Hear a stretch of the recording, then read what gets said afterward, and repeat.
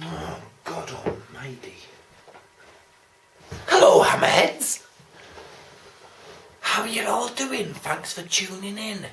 Well, you know, it's that time of week again, isn't it? Keep getting sidetracked, you know. Keep promising my Hammerheads and my viewers a film review every week.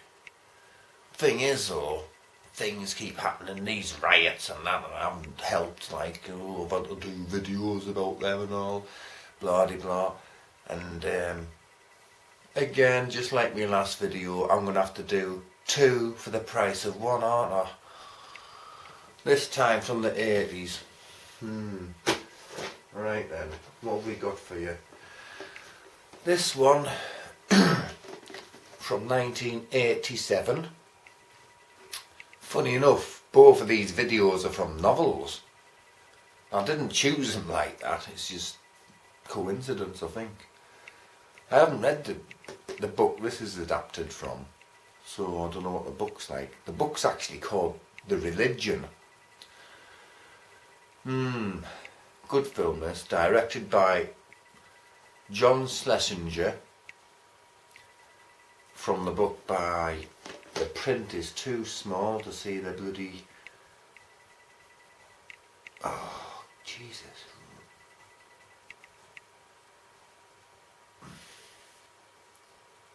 I don't know, I can't, I need a magnifying glass or a monocle or something, you know what I mean? Yep. The Believers. For some reason it's got specimen written across the front of it. I've got loads of videos like that. I think it's like the second hand ones that they sell off or something, I don't know. They exist. Fear them. Yeah, good film this. I mean, I'll read the synopsis out. It's probably not a very good one, you know, they never are they? I can write a much better one than me. You know, my eyesight's getting bad, I can't even fucking read it. Right, now I can see it properly. While tracking the brutal murder of 2 young boys, a top detective loses his mind. Police psychologist Cal Jameson, Martin Sheen, ties his insanity to a mystical religious cult that specialises in human sacrifice. In the course of his harrowing investigations, Jameson is dragged into the dark world of voodoo, promised ultimate power in return for the ceremonial killing of his son. It's a decision that challenges him to sacrifice his beliefs and risk his own life. Well, that is the biggest pile of fucking shit I've ever read, because it couldn't be far more further from the fucking truth, that. For a start, right, you know, I mean, obviously synopsis, it's only a brief short thing, but it's just, it's bad writing, that. Well, I'll give my own synopsis of it, right. Martin Sheen plays Cal Jameson, is a police psychologist. You know, Richard Masseur is his lawyer, right, he sees later on. Robert Loggie is in it. He plays the New York detective who starts working with him. Harris Yulin's in it. Now, him and Robert Loggie has both been in Scarface. Different directors though. Scarface was Brian De Palma, this is John Schlesinger. But tangents, coincidence. And Jimmy Smits, he's in it and all. Starts off, Martin Sheen, right, they're living in Minneapolis, right? Him, his wife, the 7-year-old son, I think he's 7, something like that. And this bloody thing keeps... Anyway, just gets in from his morning jog, right? Comes in and, you know, they'd had a party the night before, it's morning and bloody his son's having his breakfast at the table in the dining room and the kitchen and that and stuff, blah de blah. there's something wrong with the coffee machine. And it's like crackling away, and he spills a carton of milk, and he's starting to mop it up with his socks, and his wife reprimands him, "Don't mop it up with your socks, get in the shower." So he goes to the shower, right? And then the son goes, "Mom, look at the coffee machine." So she's standing in this pool of milk on the kitchen floor, and she presses the bloody coffee machine button, doesn't she? And then that's it. She's like getting electrocuted and that, and Martin Sheen's in the shower and the lights are all going dark and that, and he runs out, and anyway, nothing they can do. And then this is the funny part of the film. They're in this lovely suburban estate, right, in Minneapolis. Lovely bungalow in a lovely neighbourhood. Tragedy strikes, right? I.e. his wife dies. So what did they do to get over it? They moved to fucking New York City! You know what I mean? Fucking hellfire! That's the last place you want to go, isn't it? I mean, the trade a lovely suburban bungalow for a fucking downtown apartment. Jesus wept in fucking Manhattan, for Christ's sake. But anyway, things start to happen, and you know, starts off at Jimmy Smith's. He's like a detective on the case of this, why, you know, it's to do with voodoo and blah de blah. And anyway, they got his shield off him, his badge, you know, his police badge and that. And in voodoo, because I used to live in Africa, and I've got a little bit of knowledge about it. They have to have something of yours in order to put a spell on you. Anyway, there's one, I don't want to give too much away, but it's really good thriller, really good, worth a peep. And there's one particular nasty bit when, well, if you're scared of spiders, you'll probably cover your eyes in this bit. Fucking thing. All these spiders break out of this woman's cheek. You know, skin splits and they're hatched in her face, basically, and loads of little spiders run out and that. It's pretty gross, that bit.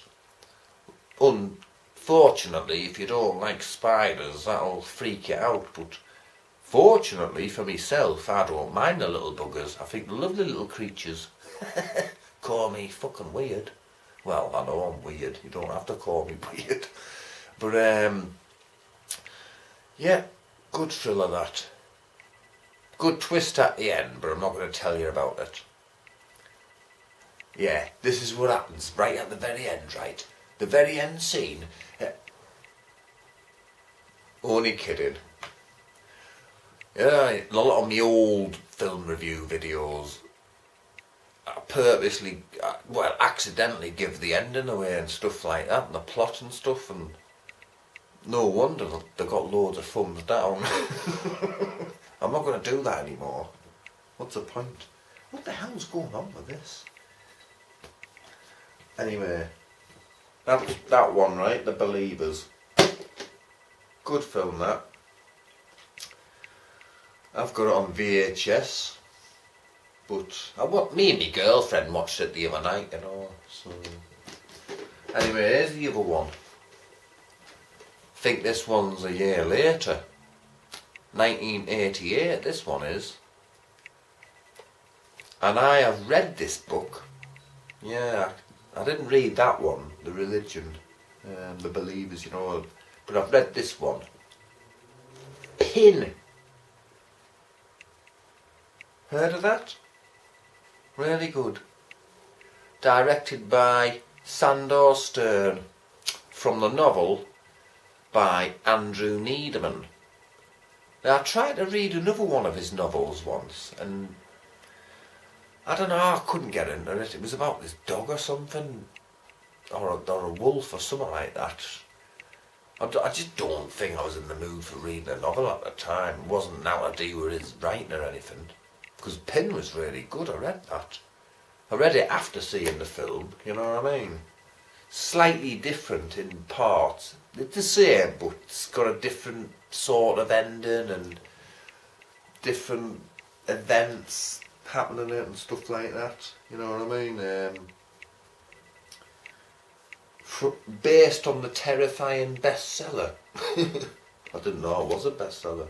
The only actor, however, in this that I know of is Terry O'Quinn. You'll know his face, he's been in countless things. First thing I remember him being in was The Stepfather. And I thought that was a good film. Then I made The Stepfather 2, then I made The Stepfather 3. I don't think they made a fourth one. If they did, it wasn't Terry O'Quinn anymore. A bone-chilling tale. I love the eye on the back. It's good. Basically, I'll read the synopsis first. Meet Pin, harmless, mute and lifeless on his own. But in the hands of a deeply disturbed boy, Leon, something frighteningly different. At first a source of amusement and comfort, Pin demonically evolves into the object of Leon's mad fixation. A fixation that will mushroom into a full-blown and murderous obsession. Now you see, that's not a bad synopsis at all, that. That sums it up in bloody 2 paragraphs. You know what I mean? You don't have to write loads and loads to sum something up. So that's not a bad synopsis at all. But it's about this, like, medical dummy, basically. You know, the mum and dad are really strict, and anyway, they have this fatal car crash, and the dummy's left behind, the son gets it, they inherit it, because they're rich, you know what I mean, because the dad's a bloody surgeon and all that, and they've been brought up dead strict and that. So they inherit the big mansion, and like it's just him and a sister, you know, and they're on in their like 20s and that, early 20s or something. And then the auntie moves in and blah de blah de blah, and oh, we'll have to get rid of her. Well, he's obsessed with this dummy, because his dad's brought the 2 kids up, being a ventriloquist, you know, and he's actually believed that dummy's really speaking.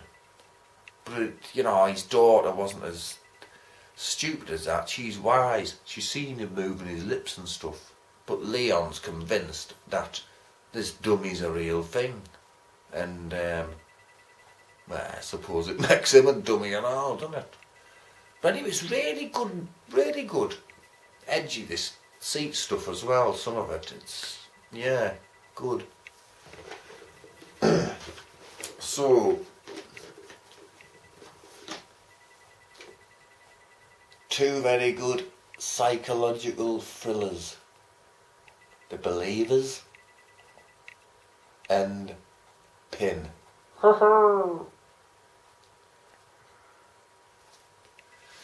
Yep, worth a peep or 2. Goodbye, Hammerheads. And by the way, I've read a few. No, I'll try to read that. Andrew Needham, he also wrote The Devil's Advocate. I haven't read it, but I've seen the film. Anyway, goodbye, Hammerheads. Ho ho.